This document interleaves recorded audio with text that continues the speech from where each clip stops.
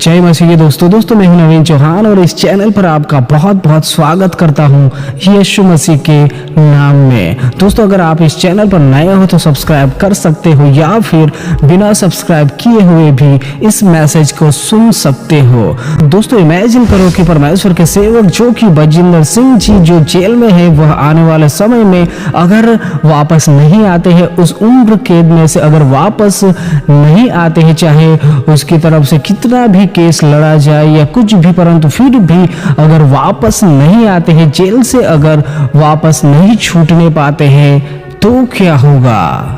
दोस्तों यहाँ पर मैं यह नहीं कह रहा हूँ कि बजिंदर सिंह जी वापस नहीं आने चाहिए या फिर उसे जेल से रिहाई नहीं मिलनी चाहिए। नहीं दोस्तों, मैं तो कहता हूँ कि हर एक मसीही भाई बहनों की यही प्रार्थना होनी चाहिए कि जो भी उससे छोटी बड़ी भूल हुई होगी उसे परमेश्वर क्षमा करे और परमेश्वर उसे उस बंदी गृह में से भी बाहर निकालने पाए। परंतु दोस्तों यहाँ पर हम एक क्षण के लिए अगर यह सोचते हैं कि क्या अगर बजिंदर सिंह जी जेल से अगर बाहर नहीं आते तो क्या उसकी जो कलीसिया जो है, उसकी संस्था जो है जहां पर सभा हो रही थी, क्या वह बंद हो सकती है? क्या परमेश्वर उस जगह पर अपने लोगों को नहीं भेजेगा? क्योंकि इस वर्तमान समय में बहुत ही तरह तरह की न्यूज आ रही है कि उस जगह पर खाली खाली सा दिखाई पड़ रहा है। एक न्यूज चैनल में तो यह भी बताया जा रहा था कि जब से बजिंदर सिंह जी जेल में है और उसके बाद उस जगह पर बहुत ही कम लोग जाते हैं। दोस्तों थोड़ा सोच कर देखिए कि अगर बजिंदर सिंह जी जेल से वापस नहीं आते हैं तो क्या उसकी कलीसिया, उसकी संस्था जो है वो प्रार्थना करना बंद कर देगी?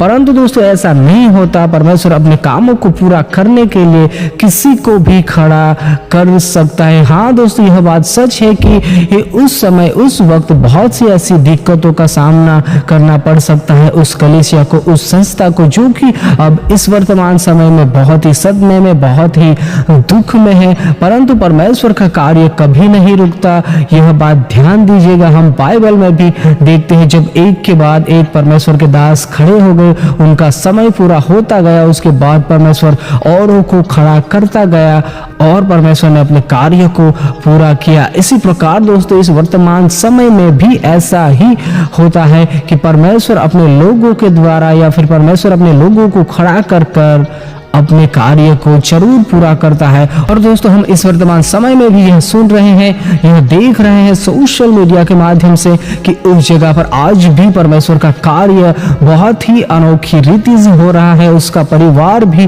परमेश्वर के संदेश को बहुत ही अद्भुत रीति से फैला रहा है। आज जबकि बजिंदर सिंह जी जेल में है, फिर भी उसका परिवार, जिसमें उसमें एक उसकी बेटी का नाम आता है, जिसका कुछ एकता करके नाम आता है, वह भी परमेश्वर वचनों को इतनी बड़ी भीड़ में भी बहुत ही अनोखी रीति से प्रचार कर रहे हैं। जो भी जैसा भी उसे सिखाया जाता है इन उम्र में, यह बहुत ही बड़ी बात है। यह परमेश्वर का ही कार्य है कि उस जगह पर आज उसके बच्चे तक परमेश्वर के सुसमाचार को फैला रहे हैं। यद्यपि वह बहुत ही दुखी, बहुत ही पीड़ित है उसका परिवार, फिर भी उसकी हिम्मत को देखो, उनके प्रभु की तरफ विश्वास को देखो कि दोस्तों उनके लड़कियों ने भी यह नहीं सोचा मन में कि मेरे पापा तो परमेश्वर के बहुत ही अनोखे दास थे, फिर भी उसके साथ ऐसा परमेश्वर ने क्यों किया, क्यों नहीं किया।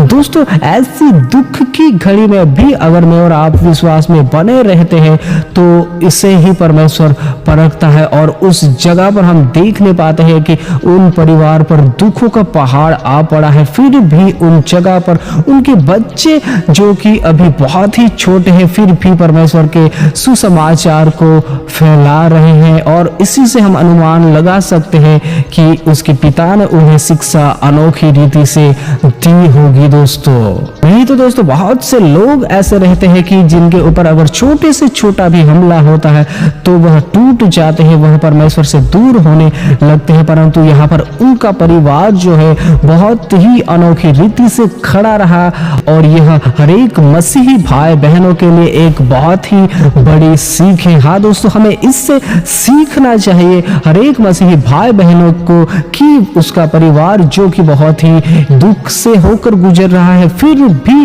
विश्वास में बहुत ही अद्भुत रीति से आज भी परमेश्वर के सुसमाचार को फैला रहा है और प्रार्थना में अभी भी लवलीन है। मतलब आने वाले समय में परमेश्वर जरूर उनके प्रार्थना का उत्तर देगा। उन तमाम लोगों ने जो भी परमेश्वर से मांगा है, परमेश्वर जरूर उनका उत्तर देने पाएगा और परमेश्वर उन्हें शांति भी देने पाएगा। दोस्तों मैं हर पल हर वक्त यही कहूंगा कि बलजिंदर सिंह मिनिस्ट्री के लिए प्रार्थना कीजिए, उनके परिवार के लिए प्रार्थना कीजिए और उन तमाम लोगों के लिए प्रार्थना कीजिए जो उस संस्था से जुड़े हुए हैं। और मैं उन तमाम लोगों से भी यही निवेदन करता हूं जो भी इस मिनिस्ट्री से जुड़े हुए हैं, उन तमाम से यही कहना चाहूंगा कि आप विश्वास में बने रहिए, उस संस्था के साथ वफादार रहिए। चाहे परमेश्वर का दास कुछ समय के लिए जेल में चला भी क्यों ना गया हो, फिर भी आप परमेश्वर पर विश्वास बनाए रखिए और परमेश्वर के प्रति अपने विश्वास को कभी ना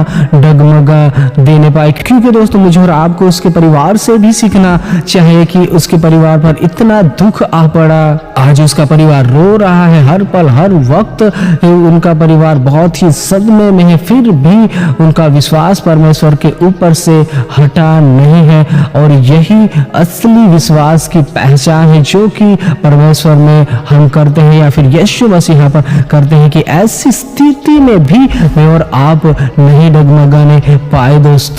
बाकी दोस्तों आप उसके परिवार के लिए प्रार्थना कीजिए, उस मिनिस्ट्री के लिए प्रार्थना कीजिए और उनके हर एक सदस्यों के लिए प्रार्थना कीजिए और बलजिंदर सिंह जी के लिए भी प्रार्थना कीजिए कि परमेश्वर उनके जीवन में और भी आने वाले समय में कार्य करने पाए और अपने जीवन को प्रार्थना में बिताते रहिए। दोस्तों सबको जय मसीह की।